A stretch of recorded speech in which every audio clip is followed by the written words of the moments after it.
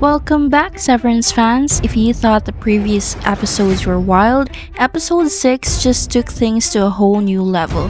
This is Bal for Rob's reviews, and we finally got some answers, but in true Severance fashion, we also end up with even more questions. In this breakdown, we'll dissect every key moment, explore character developments, and analyze what the ending might mean for the rest of the season. Plus, we'll dive into the deeper themes and hidden messages that the show continues to weave so masterfully. Let's get started.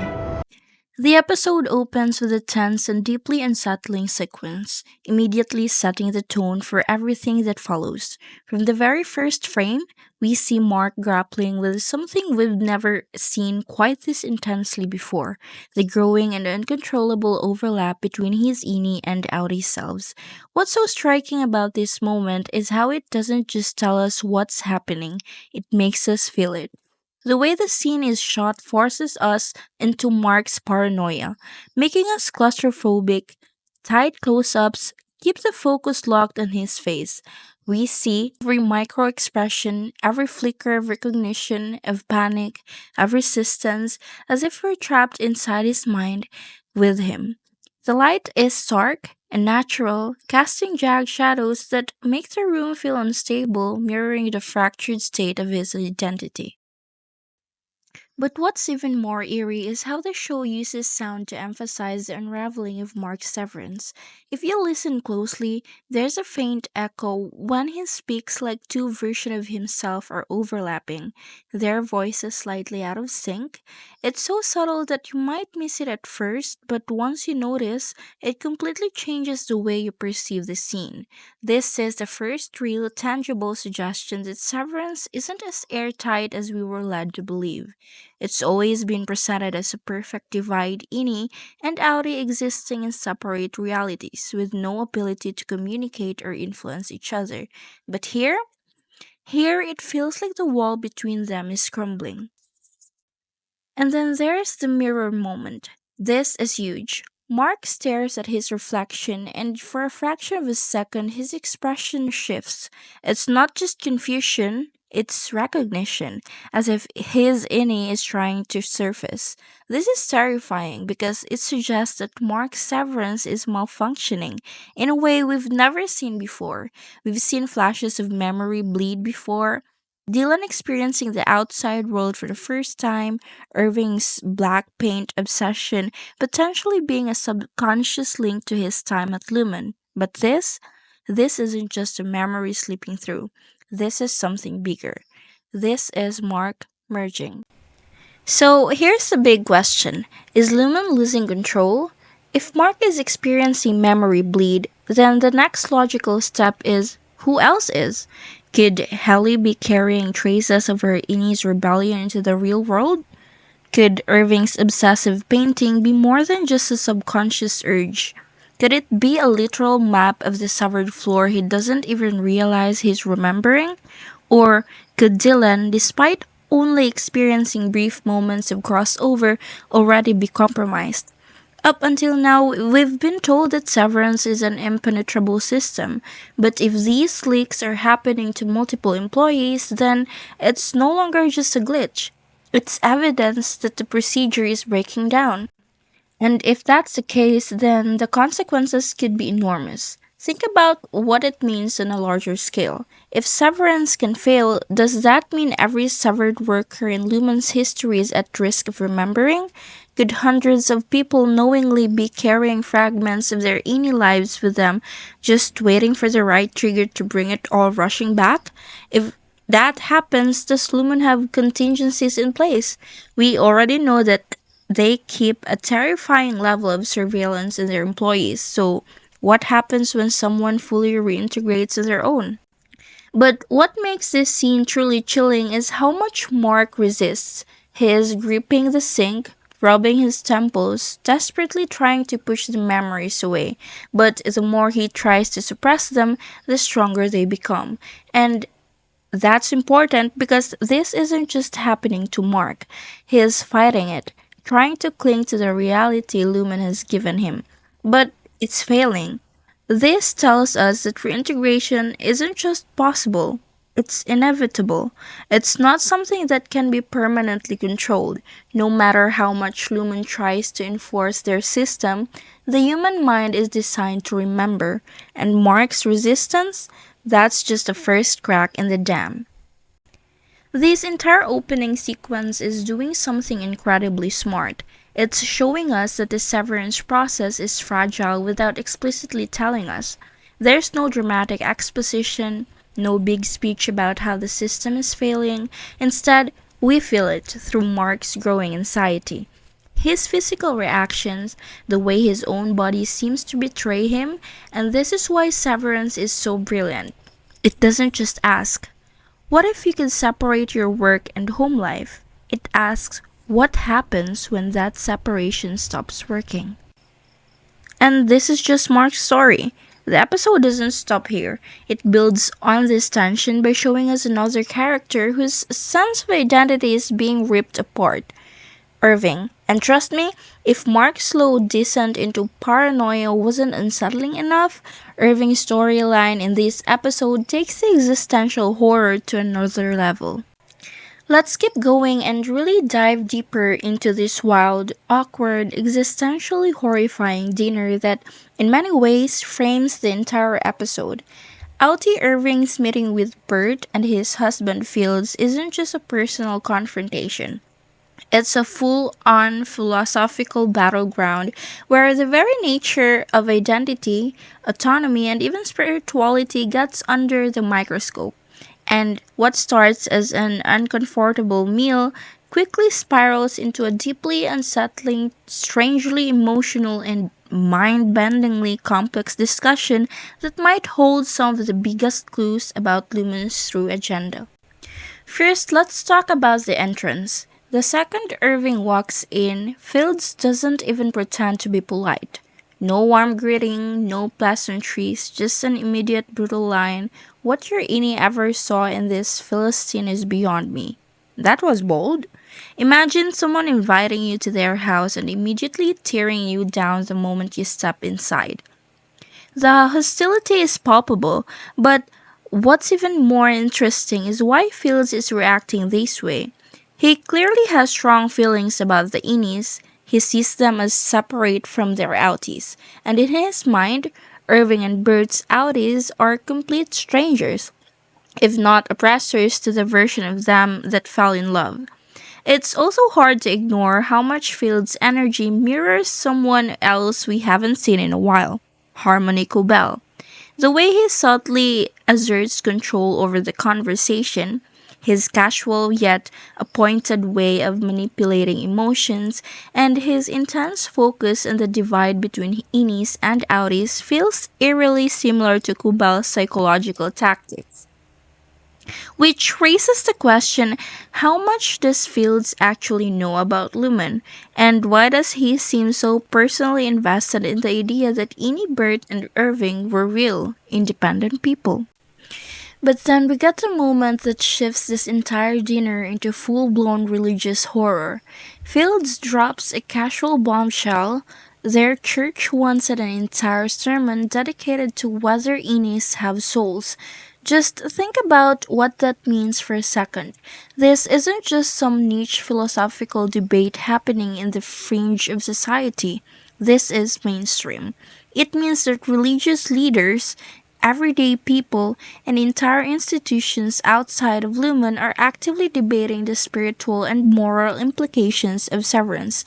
And the priest stance, God judges innies separately from their outies. That is huge, because if innies can be judged, that means they are being recognized as having independent souls. And if they have independent souls, then doesn't that mean they should also have independent rights? This one tiny line completely shifts the conversation around Innis from just an ethical dilemma to a deeply spiritual and existential one. Are Innis born the moment they wake up for the first time in the severed floor? Do they start life as blank states, free from their outies past sins and burdens? And if that's the case, do they deserve the same freedom as any other person?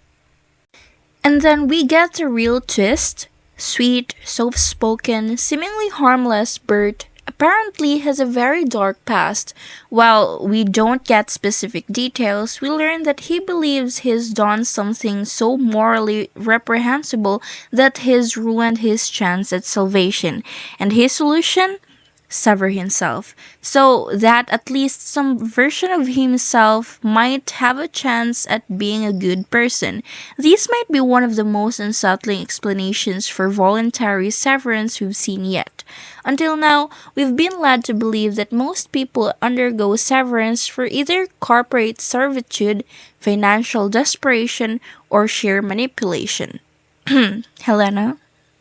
But Bert represents something entirely different, someone who sees severance as a spiritual loophole, a way to reset his morality, a way to create a version of himself that is pure and untouched by his past sins. It raises a chilling possibility. How many people have chosen severance not just for practical reasons, but as a way to escape their own pasts? And then Fields, having clearly had a few too many glasses of wine, let slip something that should not be overlooked. Bert worked at Lumon 20 years ago. That immediately contradicts everything we've been told about Severance. The severed floor was supposedly created 12 years ago, meaning either Fields is misremembering, which is unlikely given how specific he was, or Lumon has been lying about how long they've been running this experiment. This is a massive revelation because it means the severance procedure could have been around far longer than anyone realizes. It also opens up the terrifying possibility that hundreds, maybe even thousands of former severed employees have been walking around completely unaware that they were ever part of the experiment. Think about it. If Lumon had early test subjects but the procedure was still unstable, they could have simply wiped the chips and released these people back into the world with no memory of what happened. And Bert? What if he's been a test subject not just once but multiple times? What if his current self is just another iteration in a long line of resets? And then, just when you think this dinner can't possibly get any weirder, Fields drops the question that makes everyone collectively cringe. Do you think Innie Burt and Innie Irving had unprotected sex? Sir, can we please finish our ham before discussing this? On the surface, it's an absurdly invasive and inappropriate question, but underneath the awkwardness, it actually touches on the core philosophical conflict of the show. Fields isn't just asking this to be gross, he is making a point. Do Innies deserve to experience love? Do they have the right to build their own relationships independent of their outies? Fields clearly believe they do. Unlike Helena Egan, who sees Innies as property, Fields sees them as separate, real people who should be able to love, feel, and exist on their own terms. And in a weird way, he is rooting for it. It's a strangely tender moment buried under an incredibly uncomfortable question. Enough with the dinner. Let's talk about the absolute chaos in this episode because things are spiraling out of control at Lumon, and leading the charge, our favorite company man, Milchick. So far in season 2, Milchick has been down bad. He's losing control, losing influence, and apparently losing his mind. This week, he completely snaps on Miss Wang, telling her, "You cannot graduate from this fellowship until I have deemed you wintertide material." First of all, what does that even mean? Second, someone please tell this man that half the internet is convinced she's a clone, and she probably has no idea what she's doing. But instead of dealing with that, Milchick decides this is the day he's going to master. Paperclips. Yeah, paperclips. We spent an entire sequence watching him aggressively trying to use them like this is some kind of high stakes paperclip boot camp, but then things take a hard left turn because this little frustration snowballs into a full on breakdown. He storms into the bathroom, stares at himself in the mirror, and starts screaming like full Robert De Niro in Taxi Driver, just repeating grow, grow, grow over and over again like, "Sir, are you okay? Who exactly are we growing for here?" At this point, I am convinced Milchick is going to stage a full-blown coup against Lumon before this season ends. He spent years being their golden boy, but now that he's not in control, he's cracking, and honestly, I'm here for it. Now, enough with Milchick, let's talk about the real mess of the episode. Gretchen's romantic situation, or more specifically, the fact that she's cheating on Dylan with Dylan. Yep, you heard it right. So, during yet another creepy Lumen supervised visitation, we see Gretchen absolutely roasting Outie Dylan again. And look, I know Outie Dylan is a bit of a mess, but the way she just casually destroys him every chance she gets, brutal. She tells Innie Dylan that his Outie is good at nothing, which hurts. And at this point, I'm just wondering, does she even like him?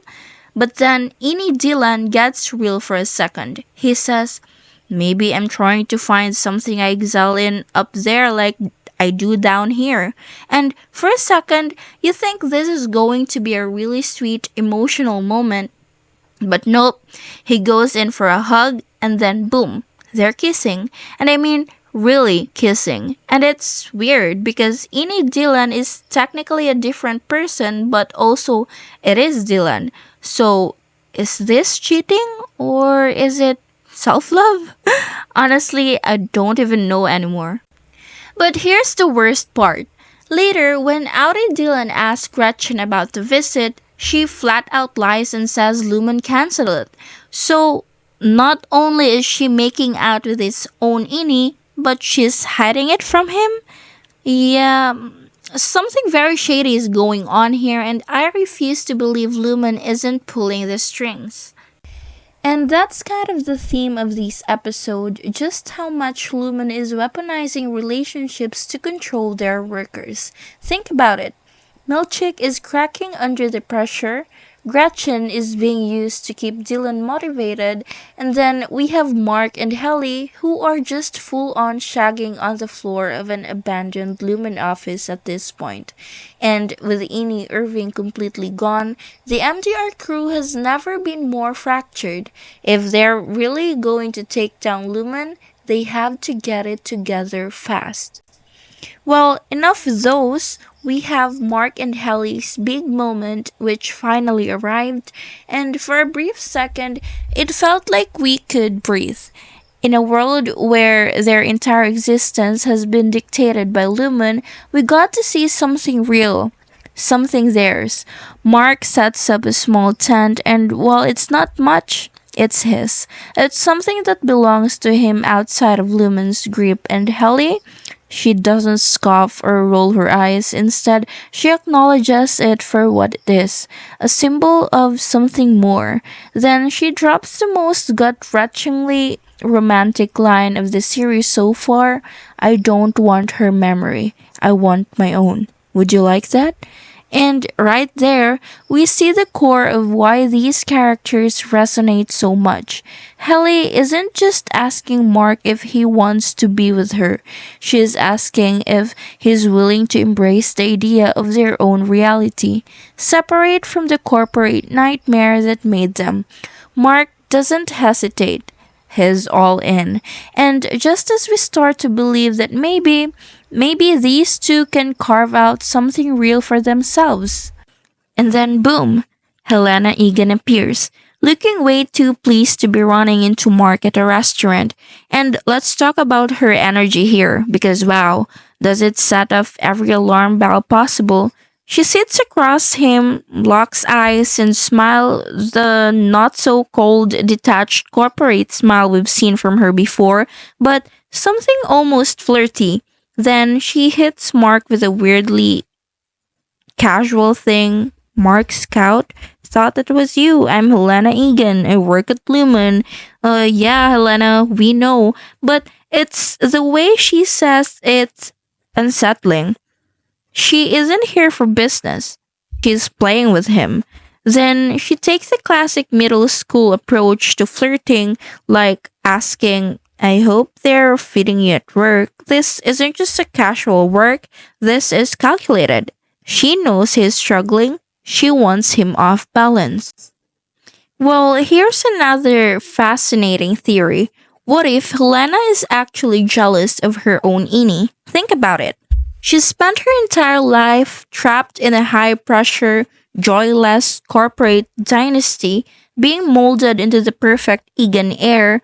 But her Ini, Hallie got to experience something she never did, real freedom. Even if it was brief, Hallie felt love. She built connections, she found meaning outside of Lumen's expectations. What if Helena isn't just toying Mark? What if she's desperate to take back what her Ini had?